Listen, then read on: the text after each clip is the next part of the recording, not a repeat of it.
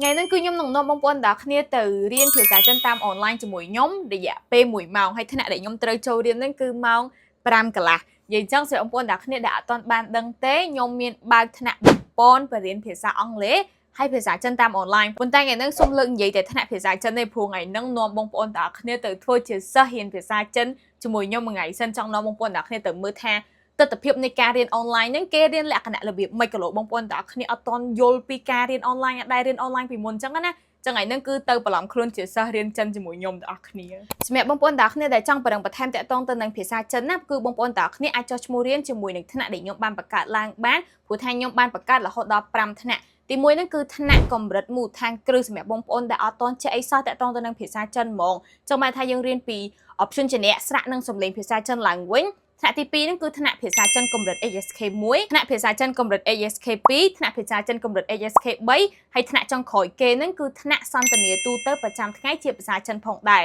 ចឹងបើបងប្អូនទាំងអស់គ្នាចង់ចូលថ្នាក់សន្ទនាក៏បានចង់ចូលថ្នាក់មូលដ្ឋានគ្រឹះក៏បានឬក៏ចង់ចូលថ្នាក់ភាសាចិនកម្រិតទូទៅ ASK 1ក៏បាន2ក៏បាន3ក៏បានទៅតាមកម្រិតរបស់បងប្អូនទាំងអស់គ្នាតែម្ដងហើយចំពោះតម្លៃនៅក្នុងការសិក្សាវិញណាគឺតម្លៃត្រឹមតែ$10តែប៉ុណ្ណោះក្នុងមួយខែប៉ុន្តែសម្រាប់តែ50នាក់ដំបូងឯងតែលើ50នាក់គឺ$20ក្នុងមួយខែឯងហើយមួយវិញទៀតអ្វីដែលរត់តែពិសេសបើបងប្អូនអ្នកគ្នាបង់ជាវគ្គតែមួយវគ្គឧទាហរណ៍ ASK 1អញ្ចឹងយើងមួយវគ្គវាគឺយើងរៀនតែ3ខែ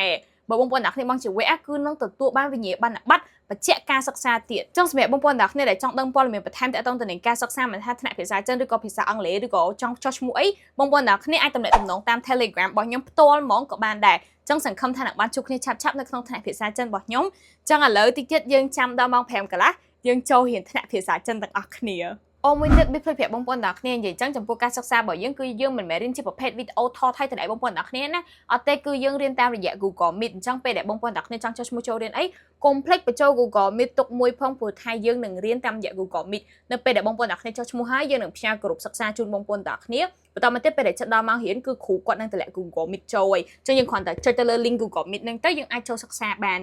ហើយចឹងនេះគឺដូចបងប្អូនទាំងគ្នាបានឃើញចឹងគឺជាក្រុមសិក្សារបស់យើងម៉ោង5កន្លះ6កន្លះថ្នាក់ភាសាចិនកម្រិត ASK 1ចឹងនៅពេលដែលចិត្តដល់ម៉ោងគឺគ្រូគាត់នឹងអាចតម្លាក់ link Google Meet ឲ្យបងប្អូនទាំងគ្នាចូលរៀនចឹងនៅក្នុងការចូលរៀនយើងគ្រាន់ចុចទៅលើ link ហ្នឹងទៅយើងចុចពាក្យ join តិចទៀតបើមានសិស្សចូលគឺយើងនឹងអាចឃើញតែឥឡូវមិនមែនម៉ោងត្រូវរៀនចឹងអត់មានសិស្សចូលទេហើយមួយទៀតនៅពេលដែលយើងរៀនគឺពេលដែលគ្រូរៀនហើយចឹងគ្រូអាចតម្លាក់មេរៀនឲ្យបងប្អូនទាំងគ្នាជារូបថតតម្លាក់ចូលទៅក្នុងក្រុមមួយវិញទៀតបើបងប្អូនទាំងអស់គ្នាបានចូលរៀនទេគ្រូអាចតម្លាក់ជាប្រភេទជាវីដេអូដែលបងប្អូនទាំងអស់គ្នាអាច save វីដេអូនឹងយកទុកទៅមើលក៏បានដែរចឹងយើងអានថាចឹងនេះវីដេអូដែលគ្រូគាត់ព្រៀនមានវីដេអូជាច្រើនទៀតហើយពេលខ្លះគ្រូក៏នឹងដាក់កិច្ចកាត់ទះដែរអ្នកទាំងអស់គ្នានេះគឺជាកិច្ចកាត់ទះសម្រាប់ថ្ងៃនេះ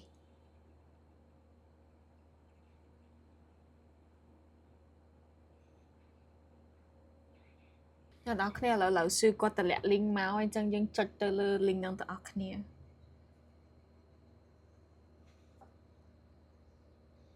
ដែលលីមីស៊ូលស៊ឺមីហ្នឹងគឺសៀង用语早上好早上好老师好老师好老师好老师好同学们好同学们好ចឹងពាក្យកន្លែងនេះគឺយើងត្រូវតែធ្វើមាត់ស្រួយជានិច្ចទាំងអស់គ្នាកន្លែងនេះត្រូវចំណាំធ្វើមាត់ស្រួយចឹងយើងអានថា学同学们好现在上课现在上课ចឹង老师ធ្លាប់ប្រាប់ឲ្យសំឡេងទី4គឺមិនទៅពេលដែលយើងអានគឺយើងត្រូវតែសកត់សំឡេងហើយសំឡេងហ្នឹងគឺខ្លីឯងអញ្ចឹងអត់មានត្រូវអានចូលទៅសំឡេងទី1ឯណា问题吗有问题吗បើសិនជាមានសំណួរយើងឆ្លើយបានថាម៉េច对有就បើសិនជាអត់មានទេ对很好就លេខ2អានថាម៉េចនេះ